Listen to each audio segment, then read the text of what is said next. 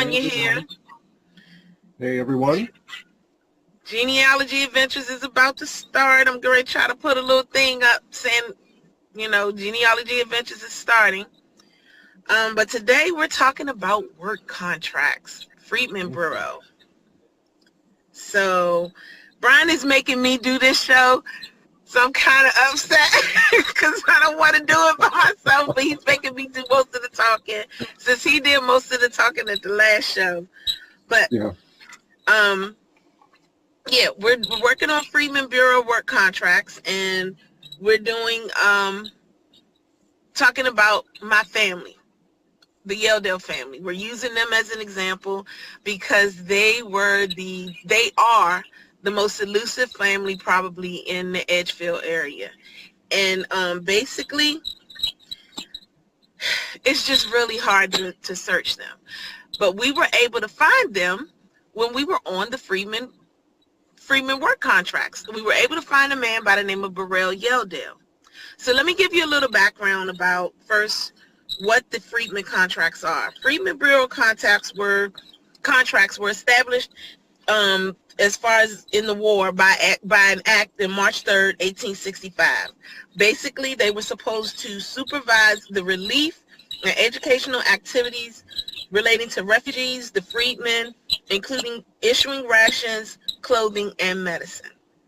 Okay, so y'all can tell I'm reading, but that's what it is. They also took care of confiscated lands by the properties of former slave owners, took over border states in areas like the District of all of the border states and the District of Columbia and Indian Territory. So those are what they are. Some of the documents that the Freedmen Bureau carried were local census records, marriage records, medical records, labor contracts, and a lot more. We're going to be discussing the labor contracts. My mother made a comment. She said to me that Brian and I be giving everything away. And we really don't. The bottom line is that we want to make sure we don't feel like African American research is represented. And so that's our goal, to represent African American research. You cannot research African Americans the same way you do white Americans. It's just not something that can be done. We didn't have, our names weren't listed after 1870. Before 1870. Our marriages weren't documented as quickly as everybody else's were. Our deaths weren't documented as quickly as everybody else's. So we weren't put in newspapers like everybody was, unless they were searching for us, a runaway slave. So we have unconventional ways that we have to research our families in order to find them. And unfortunately, if I can jump in, yes. Even if you have three people of color who are here in America, it's still not necessarily really easy to find them. They were free. And again, you have to use sometimes you have to use different records, like when they had to go to the courthouse to register as free people of color. But again, there are unique challenges even to researching free people of color, who you can also find in the Freedmen contracts. So over to you, Danya. Yeah, so with that being said, because we had to do that kind of research, we want to talk about that, and that's our job. That's what Brian and I feel like we need to do. Just talk about the different ways that you search African American history, research our families differently from the others, and that's where the labor contracts come in. Now, the labor contracts were basically contracts that showed when we worked, who we worked for, what we did, how much we got paid when, if there was a payment, what our payment was, as far as us doing this work, and how long the contract lasted. I believe that's all of the aspects in it. Mm-hmm. So basically what happened was the Yeldell family would do something like this. You would see them in the 1870 census, and then you wouldn't see them again. Why was these things, using 1870 as an example? You'd see them in 1870 and then wouldn't see them again. Now, why wouldn't you see them again? Because they either changed their name, and I mean their full name, changed their surname, or just stopped recording themselves. They went into a hiding.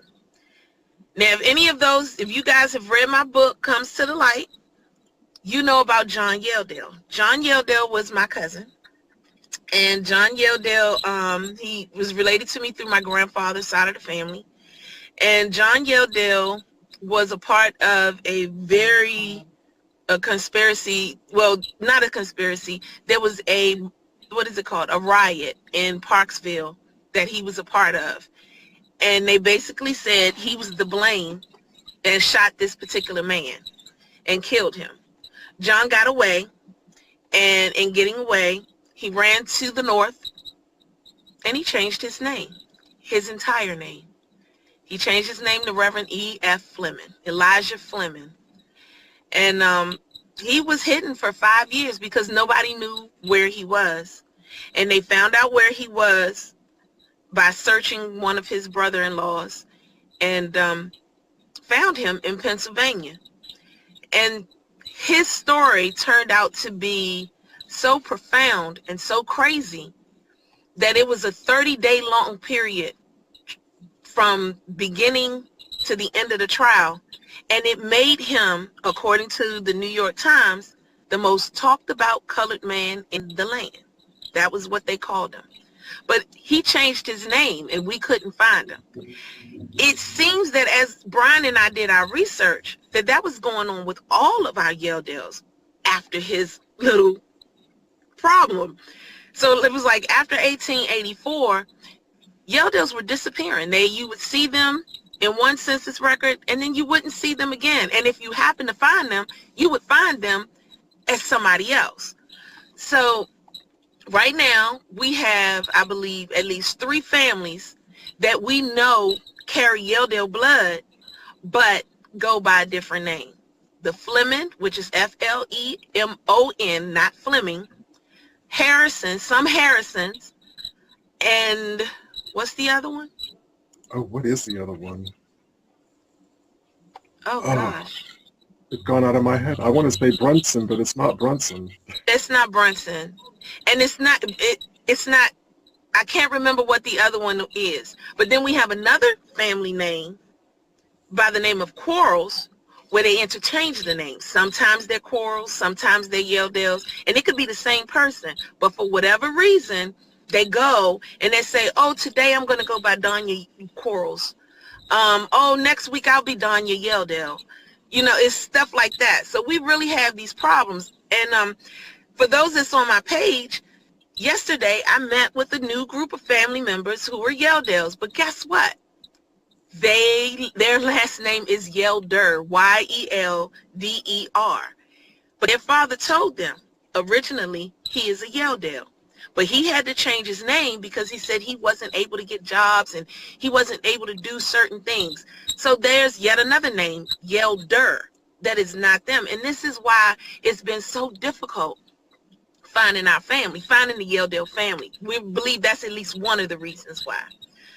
Well, the other reason as well is they live next to each other for a short period of time. Like we see them all together in like a census. The next census, you either can't find them, or they're living in different counties, they're living in different states. None of them are actually living next door to each other, which is kind of rare for my family, because everyone tended to act like a little clan and stay, actually stay living next to each other. Not the Yeldells. One will go off to Virginia, one will go off to North Carolina, one will go down to Georgia, one will go down to Texas. They're everywhere. They were everywhere. Alabama, California, you name it, they hit it.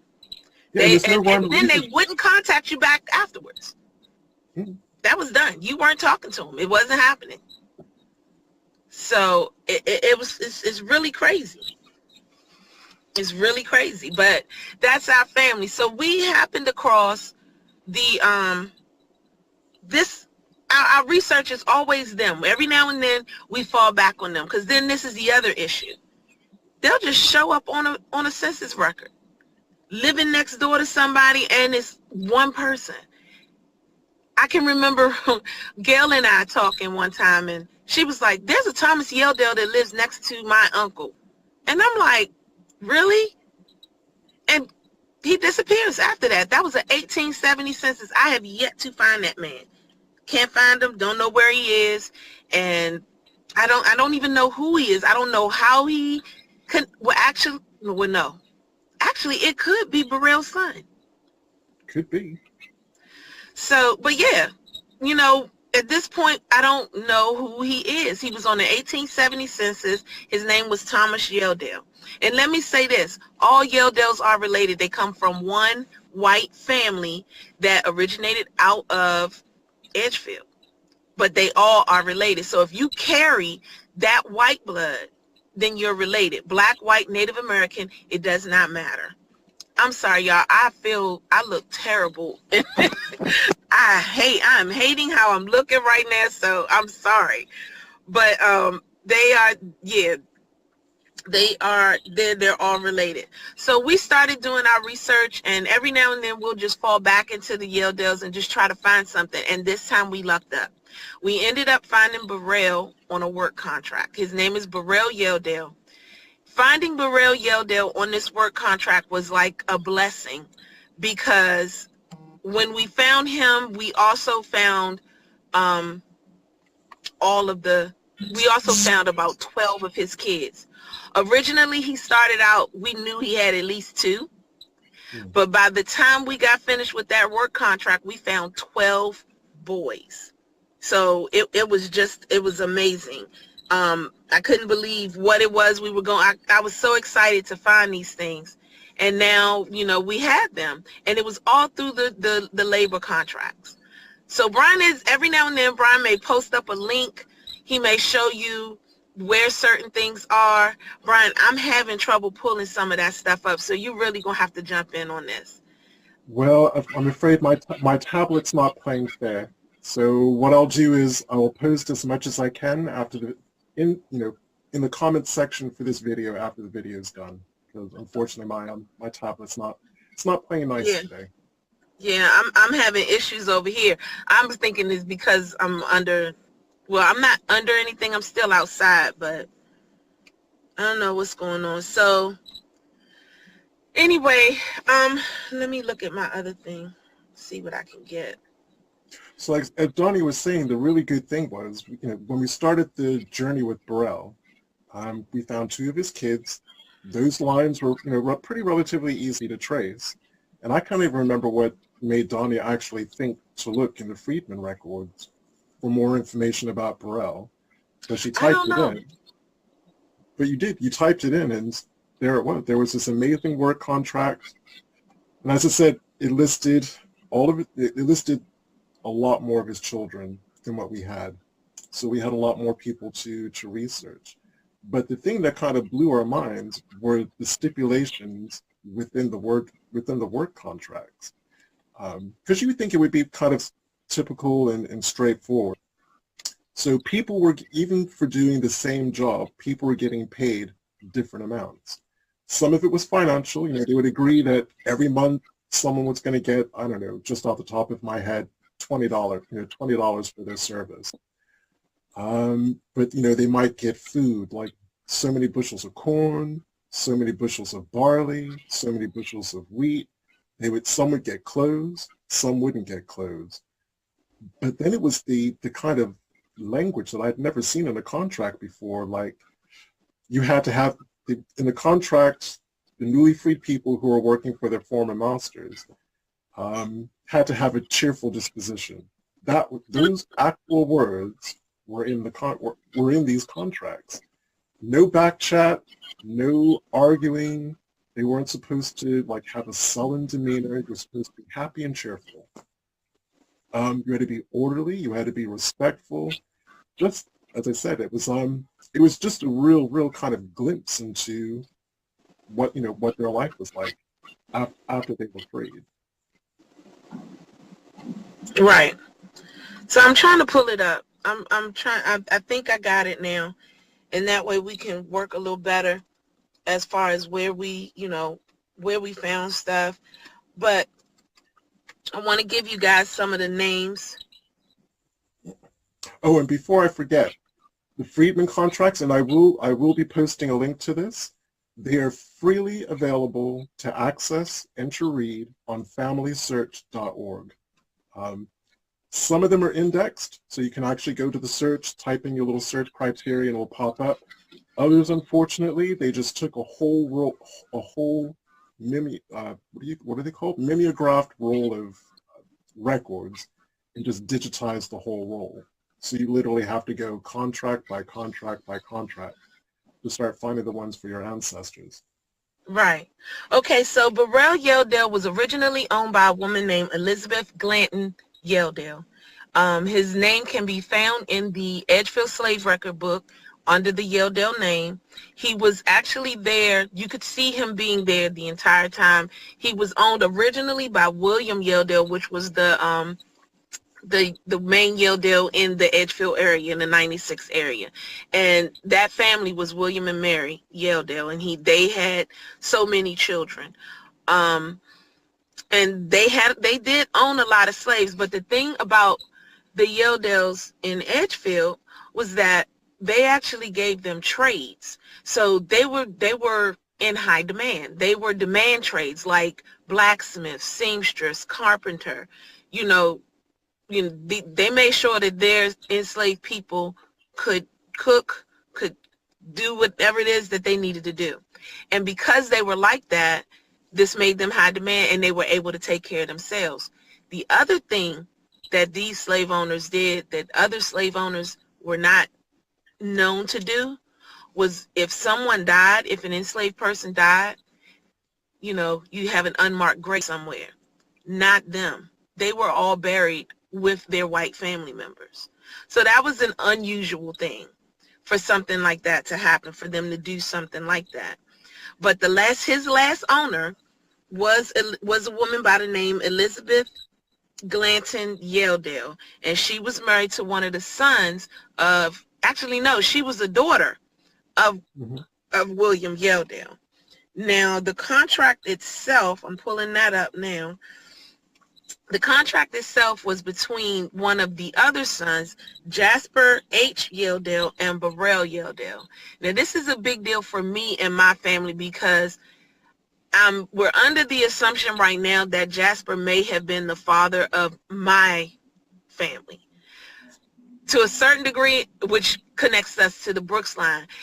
In a way, I do believe that, but in another way, I don't, because I don't have right now, we're not finding a big connection via DNA to the white Yeldells in that way. It's more of a distant. And if this man was like a grandfather or he would have been a two-time great-grandfather, I just think that there should be more DNA showing. I could be wrong, but thankfully we got some things to handle that, but I could be wrong. And but right now we believe Jasper is the father to my line of Yeldells. And with that being said, and this is not showing up. Okay, there you go.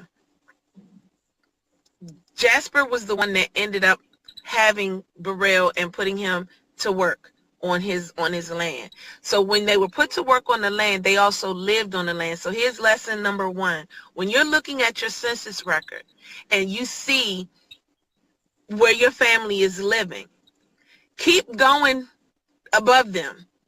If you got to turn the page backwards or whatever, let's say starting on page 1 and you're like right at the top and you have a white family living and then it's a whole bunch of black families, they're probably living on their land. And if they're living on their land, then that's somebody you can look at as possibly being your slave owner, your person's slave owner. Because a lot of them did not leave the land that they were living on. They basically just kind of stayed where they were and signed up with these labor contracts to start working the land and being paid for it. So I just pulled up a contract, and like Brian said, the wording on these contracts is something else. You can't imagine what you get from these things. But it says at the top, it is very legal. You know, it says what the agreement is, who's the agreement between. So this agreement was between Jasper H. Yeldell of Edgefield and the Freedmen. They didn't call names out at that particular point. And they were talking about the work that they needed them to do. I'm on my laptop, you guys, so I'm trying to pull it up, and just give me a moment.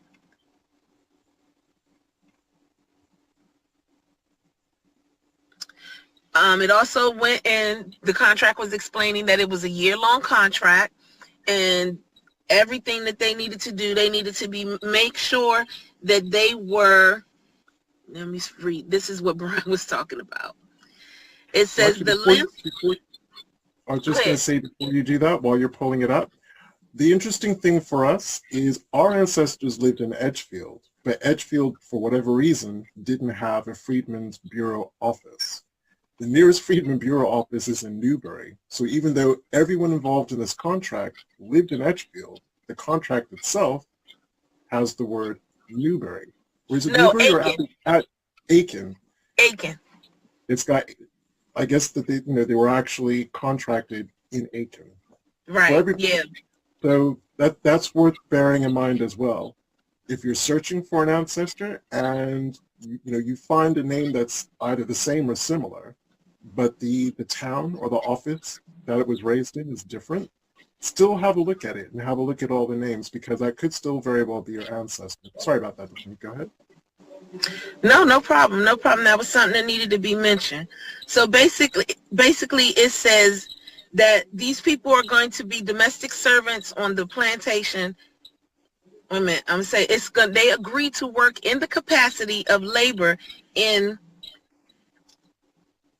husbandry, I believe that says, and domestic servants on the plantation of the said Jasper H. Yeldell for the term of 12 months, commencing on the first day of January 1866. Till then, they have to work faithfully, honestly, and diligently, and to the best of their skill and ability. This is what that says. So I'm looking at this like, and that's actually a cleaner version of some of the contracts that we've read, because some of them say that you have to allow them to discipline your child if your child is doing something that they had no business doing. Like these contracts, it's amazing the stuff that they say. But this one was actually somewhat clear. And then it started to go into the fact what they had to do. So they had to, everything that you would do to cultivate a land, harvesting the crops, and things of that nature. So they talk about that. And as it goes through, it says how he would pay them. And this was the thing that got me the most. If you got sick, you weren't getting paid. You had to continue to work. You had to continue to do what you were going to do. But if you got so sick, it didn't matter. You still weren't going to get paid. And payment for them was housing, food, and clothes. Certain clothes they had to, the owner had to give them, because the owner was the one that wanted them to work in the house. So it was more or less a uniform. So that wasn't the clothing they were talking about. They would get paid to have shoes. That was their payment: shoes, clothes, and food. How much of it you would get. But here are the names. This is where it became wonderful, because we started to learn the names of Burrell's children. And then when we learned the names of Burrell's children, we also started to learn the names of his children's children. So we got grandchildren. We never got the women. We didn't know what the wives' names were, but we definitely got a lot of his sons and some grandchildren. So his children name, go ahead. Is that the contract where they have to get written permission to be able to leave the plantation? Was that one? Remember, we looked at a contract where the freed people, bear in mind, these people were no longer slaves. They were free. No, that wasn't Yeldell's. That was the one with Martha. But Martha didn't have that stipulation on her. That's right. Yes. So imagine this. You're freed men and women. You're getting some sort of compensation for your work. whether it's financial or not. But you had, some of these contracts actually said you and your family had to get written permission to leave. You wanted to go into town, visit relatives, whatever you wanted to do, you still had to have something in writing to authorize your absence. Just think about that one for a hot minute. Sorry. Right. No, that's right. So here's the thing. He has agreed, Jasper Yeldell has agreed to furnish quarters and fuel for the said freedmen and their families, and to pay the wages and food and clothing specified opposite of their respective duties and names and so on and so forth. So his contract was actually a lot better than everybody else's, because he was giving them food, he was giving them housing, he was making sure they had heat, he was giving them clothes, and a small stipend, a small amount of money. I'm telling y'all right now, the other contracts that we came across, they didn't have all that. They were not getting all that. So the Yeldells were a different type, a different breed of people. And don't get me wrong when I say that when the black Yeldells, they just disappeared, the white Yeldells did the exact same thing. They were all of a sudden, bam, gone. Don't see them no more. You don't know where they went. And we don't know why. And to this day, we just don't, we have no idea why that's happening. So, then we started coming to the names. This is when our mouths dropped to the floor. Not only were we getting their names, we also ended up getting ages. So we were able to know what year they were born. We were able to know what it was that they were doing. We were able, I mean, it was just how many children they had. It was the most awesome contract we could ever find. Like, I don't think we could have done that. So here's an example of some. You have Harry, age 43. He was receiving $80 and food. His wife wasn't employed, and he didn't have children. This is how detailed this particular contract is. Then he had a son. Burrell had a son named George, 40 years old. And George had 2 children. His children's name were Georgia Ann, who was 15, and Joe, who was 12. He received $95 in food, and it looks like he even got an acre of land, and his wife was not employed. Then you had Burrell himself. He was 60 years old, 4 children. Francis, 20, Ann, 18, Emma, I believe her name is 16, and Bristol was 13. They received $100, got food, a half an acre of land, and wife was not employed, but she was fed. And they feed the younger children. So mind you, he already had 4 that was listed that could work. All of the kids that could work, their names would be listed and their ages would be listed. But then there were still 2 younger ones. So that's giving you 6 right here. Then you had the older ones, which was people like Harry and George. So that's giving you that. Then you go over to the next page. The next page listed, gotta go up, their son, Tom. And Tom was 42, and he had a wife, and he had 2 children that we were counting. Margaret at 12 and Susan at 10. They received $120 in food, and then Tom had 4 more children who were non-workers, so they were too young to list them. So that's why you don't get it. So it was 6. Now here's the thing about Tom. Tom is the father of a woman named Margaret Yeldell. Margaret Yeldell married someone by the name of Nero Talbot. When I tell y'all, that family and I have been working together for so many years trying to find out who Margaret was, it was ridiculous. So to be able to provide something like this to them, finally, after all these years, was probably just I don't know how they felt about it, but I know how I felt about it. And I was just so glad to be able to, really give them something like that. But Margaret Yeldell is this Margaret Yeldell that's listed right here is the same Margaret Yeldell that married Nero Talbot. Then you had another son named Edmund. Edmund was 36. He had a wife, and he had a son named Sam. And and they also received $122. And then he had 3 more children. So Edmund has 4 kids that we don't know about. We don't know their names, or well, 3 children we don't know about, but 1 of them we do. 4 is total. Then there's another kid by the name of Jim, age 17. He got $48, food and clothing, and 2 suits. He was probably an in-house worker because the suit. So he was probably an in-house slave. And he probably had to do, different things like that. Then there was Pickens, age 17. He received $42, also in-house. He received suit. And what is this? So yeah, the real joy about these contracts, we're not only just talking about cursive writing, we are talking about 19th century cursive writing. So sometimes you have to do a bit of trying to interpret what the words are. Right. So those were some of the kids, and then we already had, so in total we have Francis, Ann, Emma, Bristol or Brister. We already knew we already had him. We had a Burrell Jr. So these were probably some of those younger kids that were not counted. Their names weren't listed, but they were there, but their names were not listed under Burrell. Then he also had Tom, Harry, George, and Edmund. All we knew about was Brister and Burrell at first, and now we got all of this. And in doing all of this, I was friended by 3 separate Yeldell families, and now they're all connected because of this one man. And it was because of this one contract.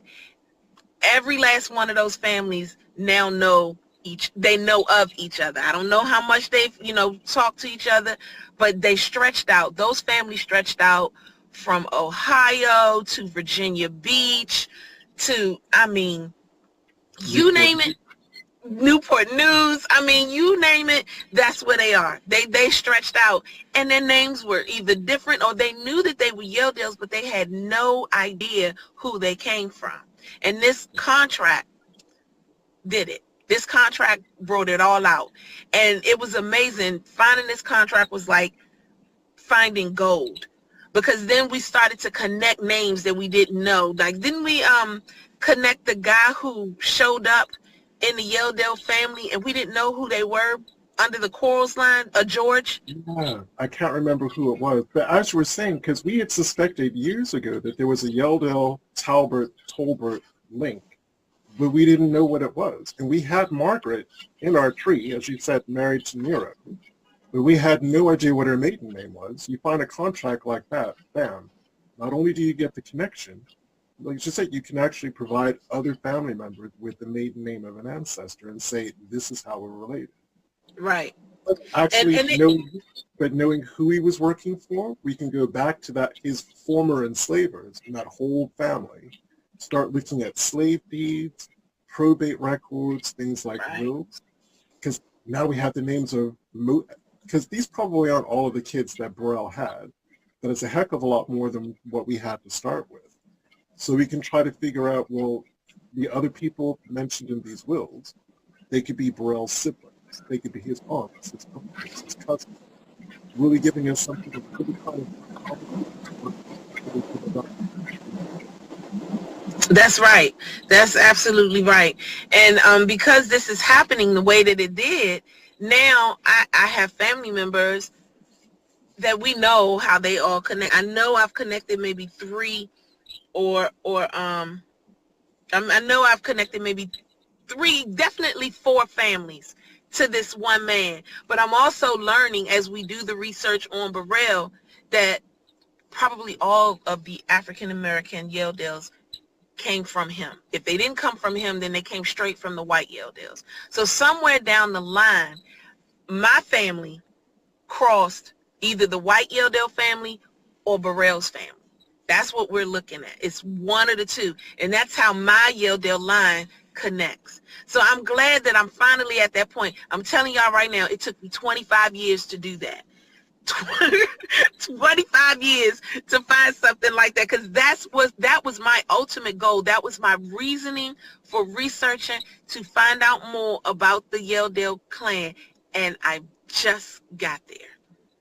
So we have to know, this is why Brian and I share what we do. This is why we are really pushing this forward, because Black research is so different. It's nothing like, it's not like any other research there is. And the African American research is totally different, and I'm loving it. And Brian, we have comments. I don't know if you're able to see them, but I finally got. I was going to give a shout out to Stuart. Hey, Stuart, good to see you here. Okay, yeah, we have some comments here, so let me see. Yes, Kevin, it was a massive farm plantation. It was really, really big, and it was crazy. So the other thing that we wanted to talk about as far as the Freedmen contracts was my great-great-grandmother, Martha.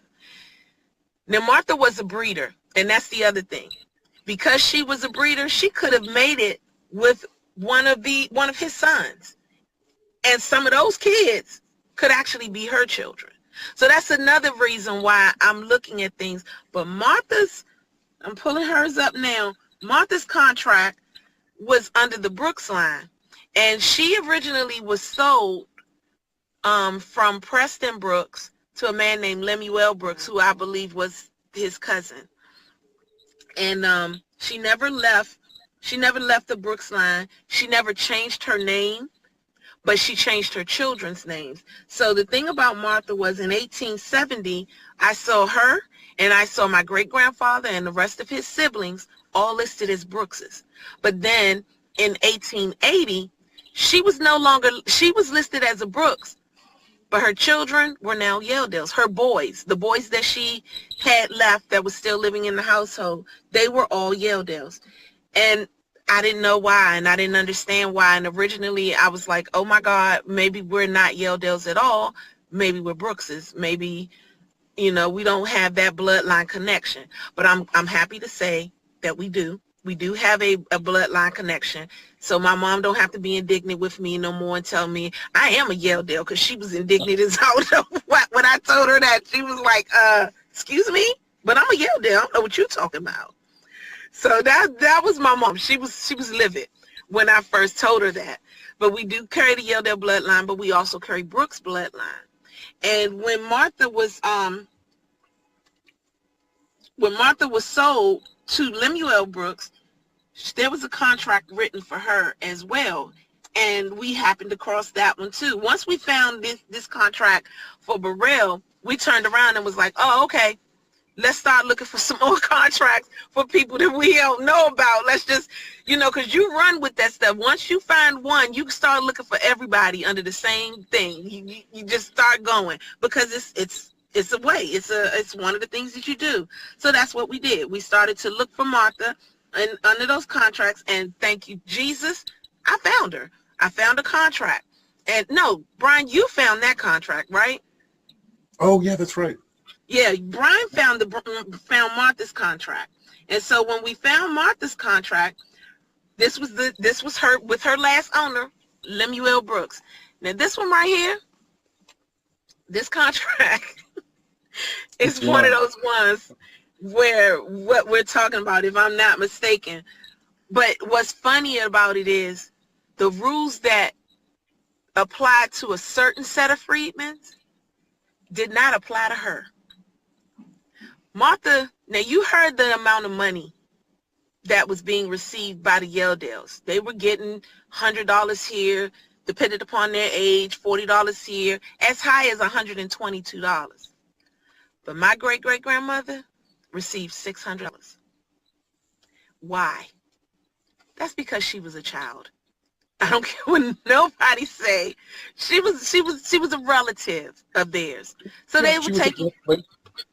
She was a blood relation. She was a blood relation.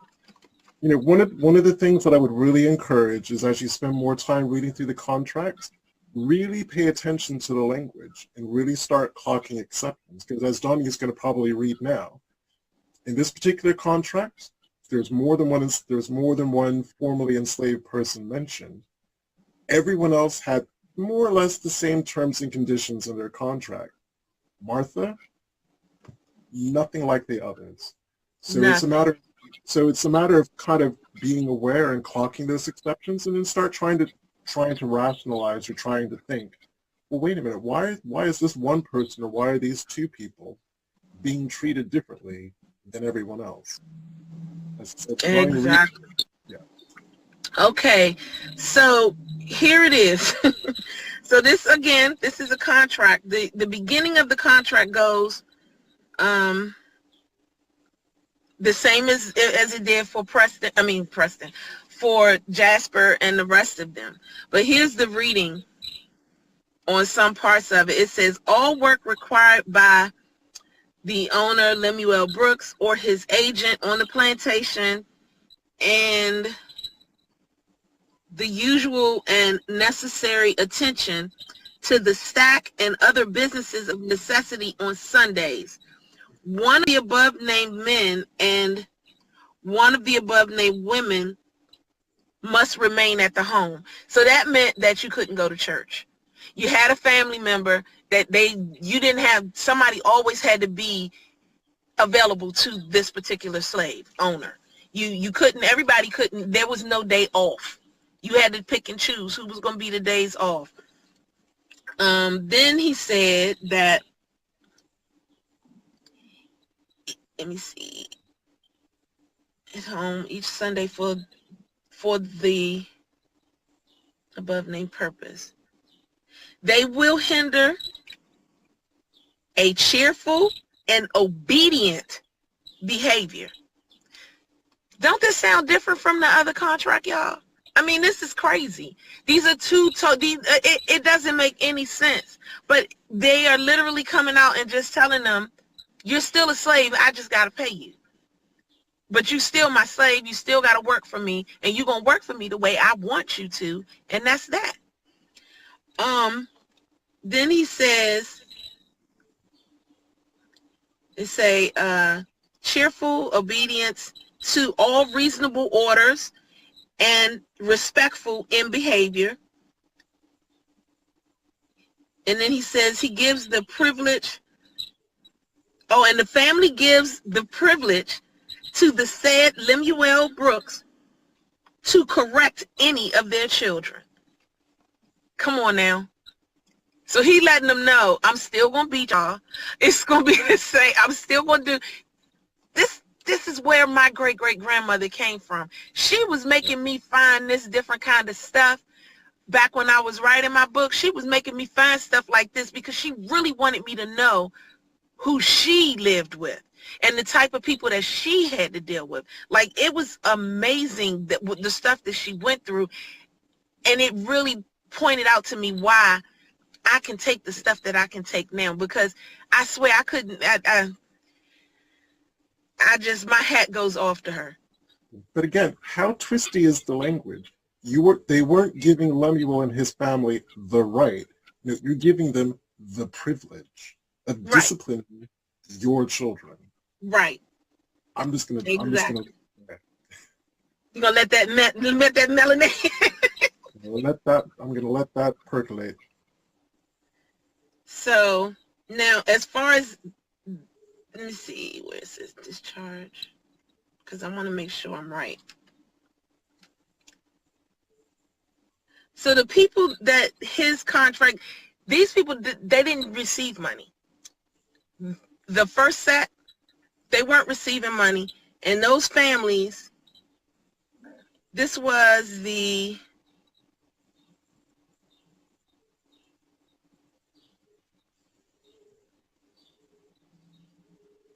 what are their names?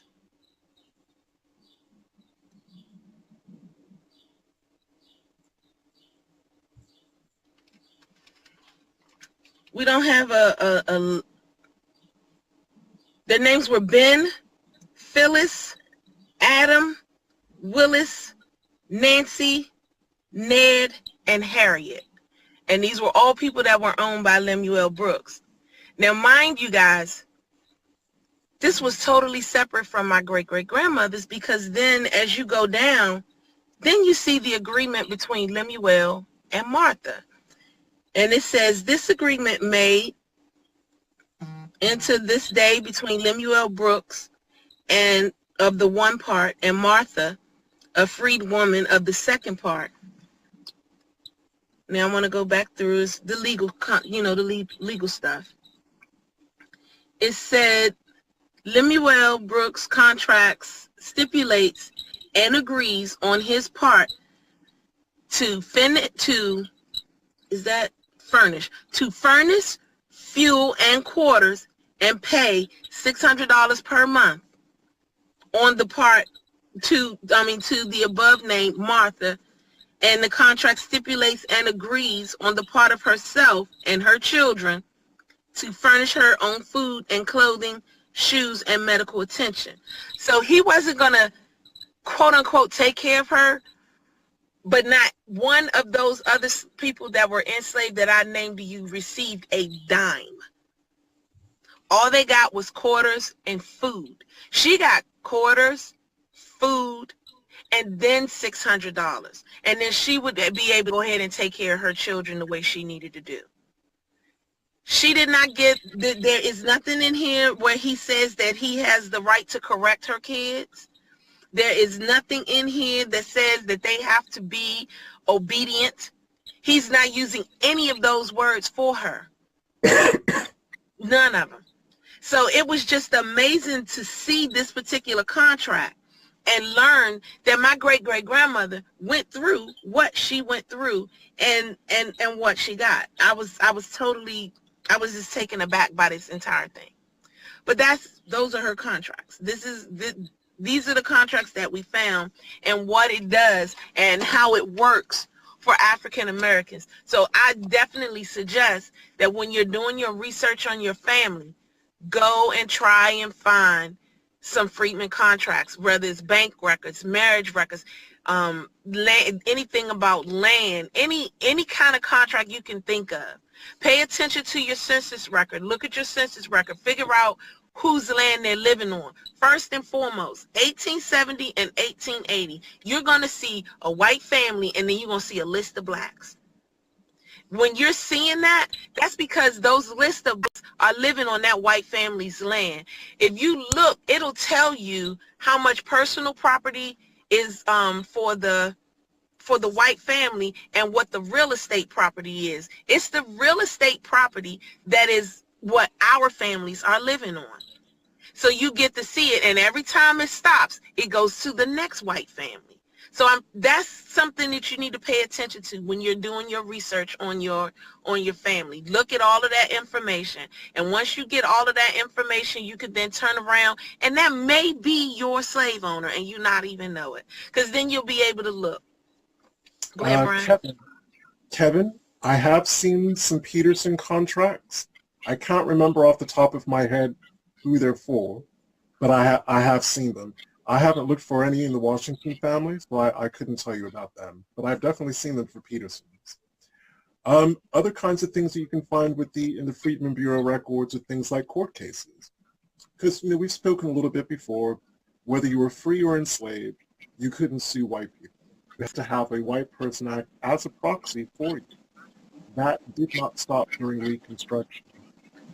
I found two of my ancestors, direct ancestors, in Virginia.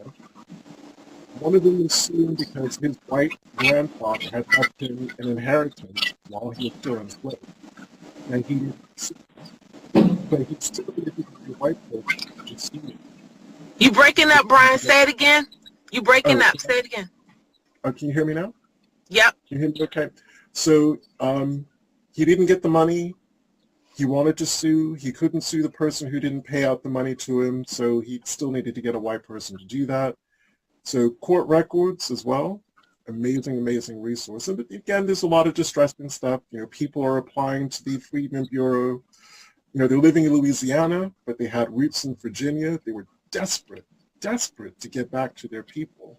They would apply to the Freedmen's Bureau for a train ticket to be able to get back to Virginia, or post advertisements in newspapers in Virginia I was born there, grew up there, I've got family there. I haven't been in Virginia for 20 or 30 years. Does anyone know what happened to this family? Desperate to hear news. So there's a lot of stuff going on in there. It's just one of the most amazing resources. It is. It really is. And again, I think that if African Americans, when they're doing their research and they start looking at paying attention, because here's the thing, have you ever noticed when you're doing your research and you read the census record and then you go back to that same census record and you find something totally different that wasn't there, that you felt like just wasn't there the last time? That's something that Brian and I are trying to stop you guys from doing, because that's only because you didn't know to look for that when you first started researching. So I didn't know to look at my census record and pay attention to what the real estate and what the personal estate was. I didn't know to do that. I literally had to keep going back and learning more and more and more. This is what's missing in things like Finding Your Roots and what's the other show? Who Do You Think You Are? They're not teaching us to do that. They're not teaching us to look at stuff like that. Why? Because unfortunately, white people don't have to pay attention to that. That's not necessarily something that they have to pay attention to. I'm not saying that it'll come to a point where they may, these certain things they need to look at. It may come that way, but for us, it's literally mandatory, because once we realize that we got to go past the 1870 census, we're lost. We have no names. So those are the things that we must pay attention to. We must pay attention to those different things like the personal estate, the real estate, on death records. You need to pay attention to who the informant is. You need to pay attention to where they're being buried, because at that point you might be able to point them out, or at least find out the area of which they were buried in. Like my great grandmother Katie, there's not a stone on her thing, but because I have her death certificate, I do know that she was buried at Bailey Bethel Church.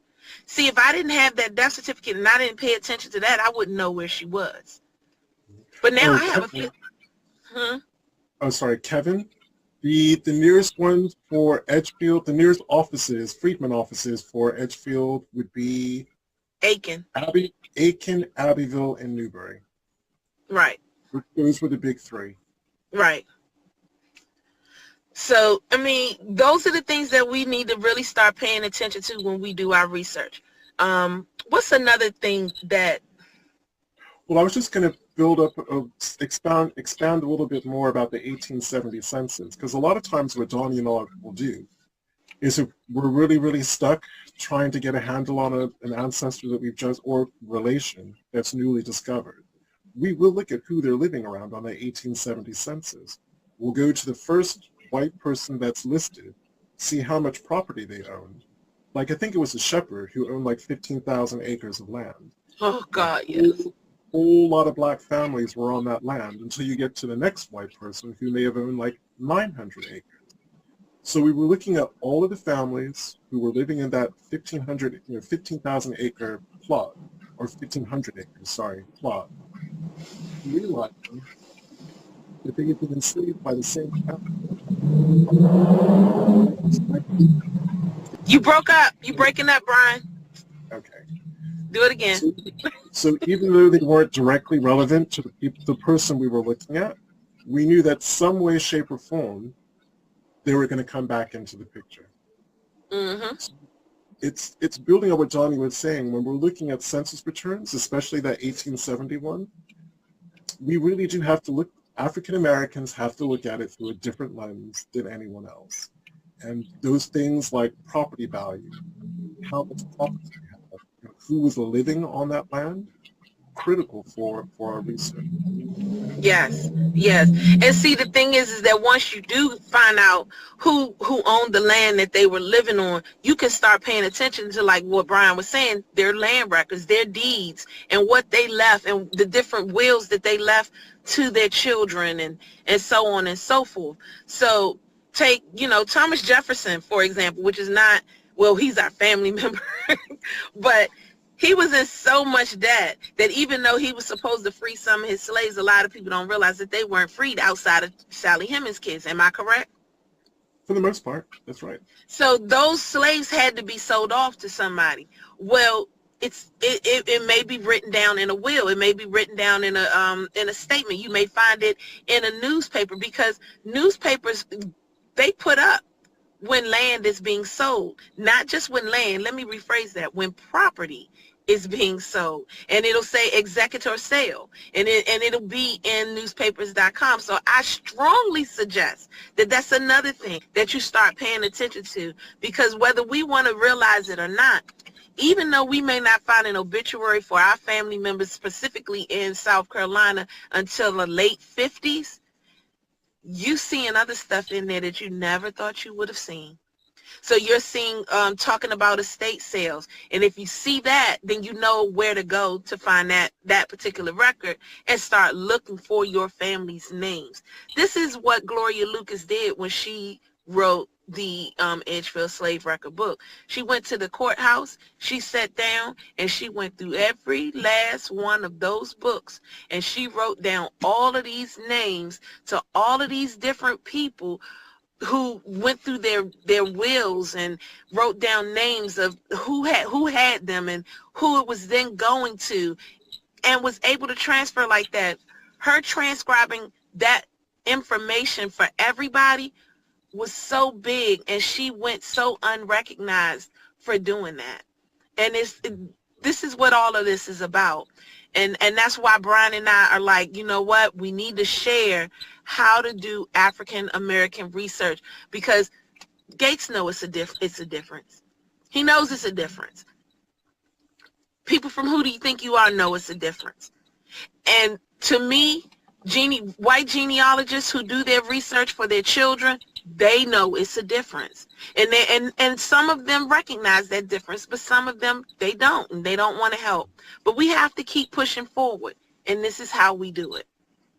And I also have another little tip, because a lot, every once in a while, when Dawn and I are doing our research, we will find a white enslaver who died intestate, and that meant that they died without a will. But we're seasoned enough genealogists to know that, say, for instance, Jeremiah Smith died 23 without a will. I know to go to the Edgefield Advertiser, which was one of the big newspapers in Edgefield County, go to 1823, roughly a couple of weeks to a couple of months after he died, to look for an administrator sale. And 9 times out of 10, I'll see, one of those really disturbing adverts, prime Negroes for sale, Jeremiah Smith, administrator estate sale, and it will start listing those names. Yep. And you start seeing, so you still, it won't go away. So it's always a way to find it. Even when you have a block, we can find our families. And it's time for us to know how to do it. It's time for us to know how to do it. So, okay. So, I think we're getting ready to say the same thing yet again. Go ahead. I'm sure Donnie's going to wrap it up, but if you guys have any questions, please feel free to ask. Yes, we're always ready to do it.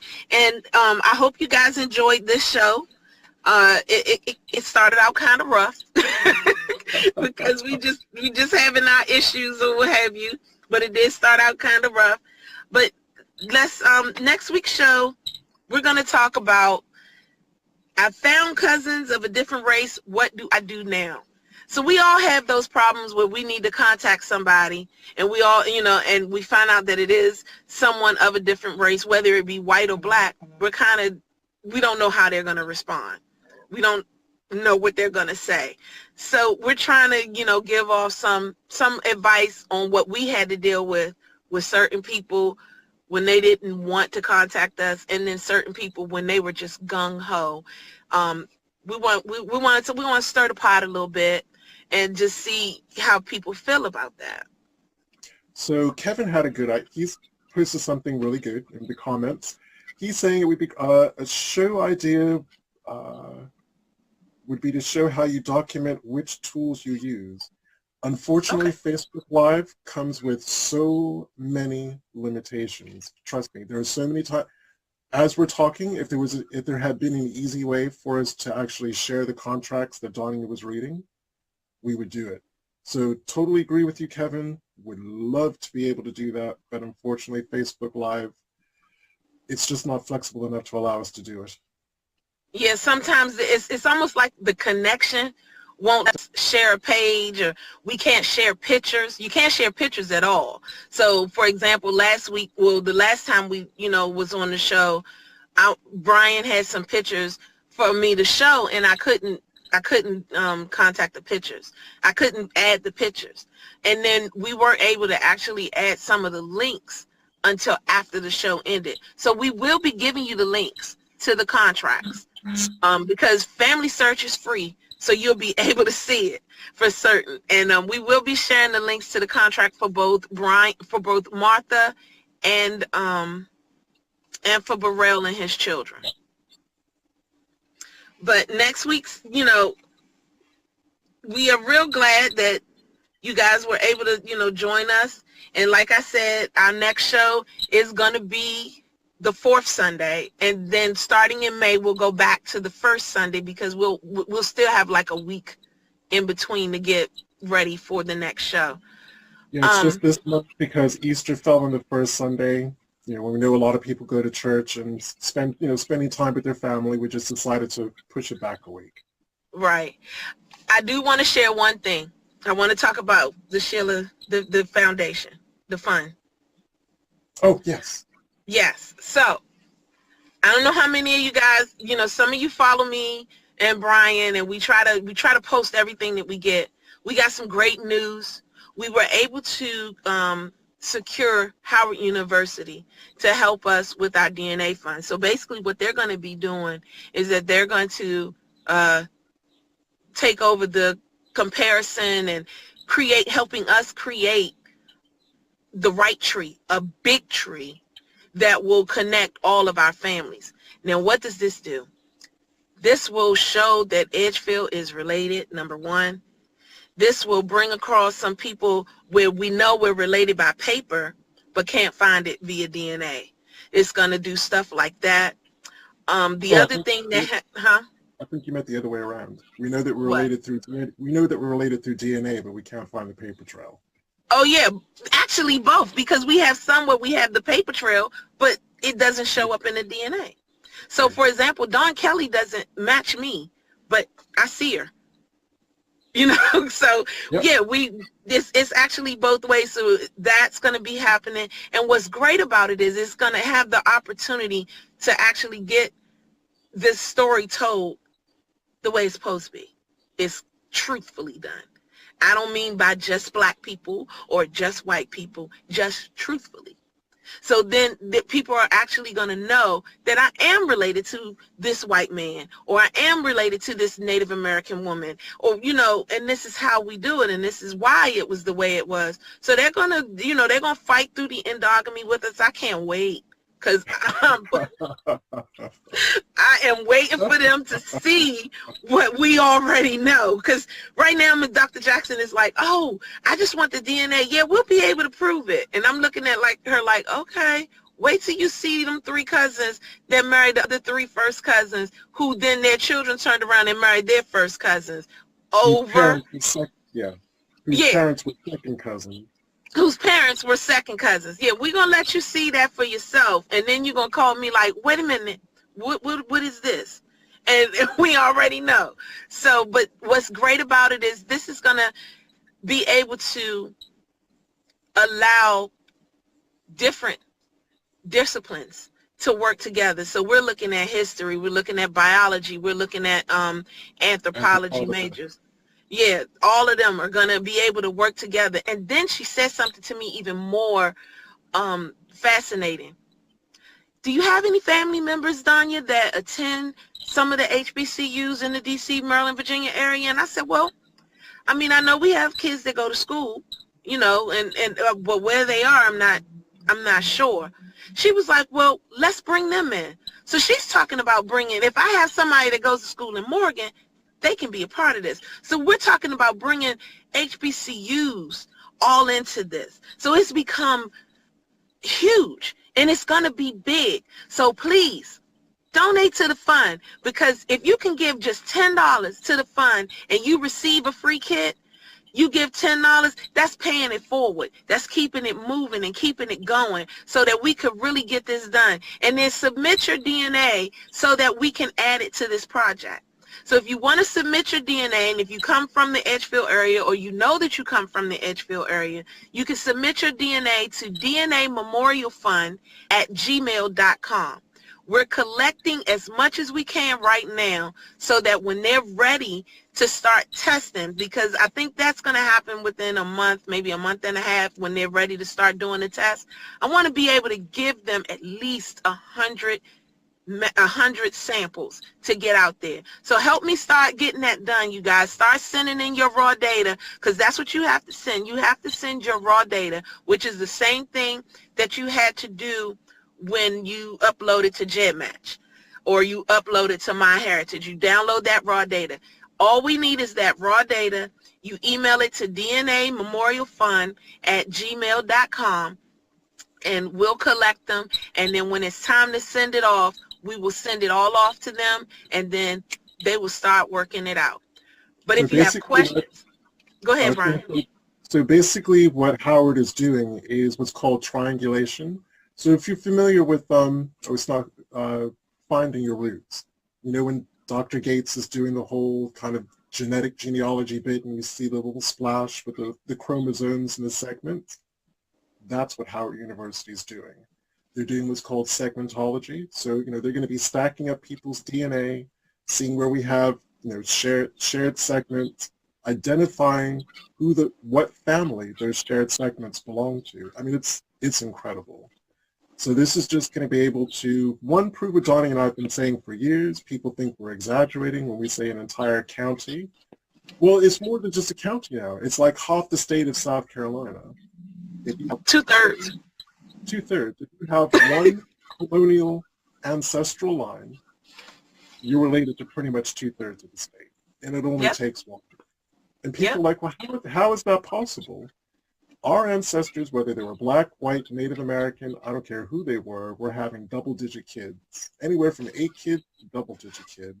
Those kids were having double-digit kids. Yep. You know, and we're all genetically mixed, all genetically mixed up. So within a couple, you know, it didn't really take long for that to happen. Yeah. And it's just amazing to have Howard on board. Just so thrilled that it's happening. That's right.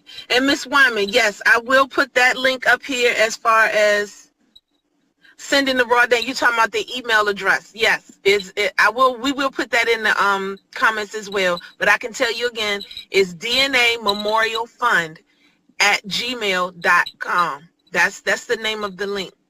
And if everyone comes back at about 6 o'clock Eastern Standard Time, all of this will be right in the comments section for this video. So everything you need, whether it's the Freedmen work contracts, we'll show the examples of Burrell's contract, Martha's contract. We'll put this email address in there, the link to the Sheila Hightower Foundation. Yeah, everything will be right there. And then he said, and the email address. So you guys, I need to get to my mother. I need to see what's going on. And we'll see you guys next time. And like we said, the name of that particular one, let's stir that pot. Let's have that conversation, because Brian and I, we love to stir that pot. We love to talk about things that they won't talk about, because it's time to talk about them. It's time to bring it out there. So bring your questions. Don't be scared. Well, my philosophy is the only way that we can actually break down the barriers is by having these conversations. Is about talking about discussing these kind of topics. But Donnie's got to go, so we will see you same time, same place in 2 weeks. All right, love you guys. Bye. Love you. See you.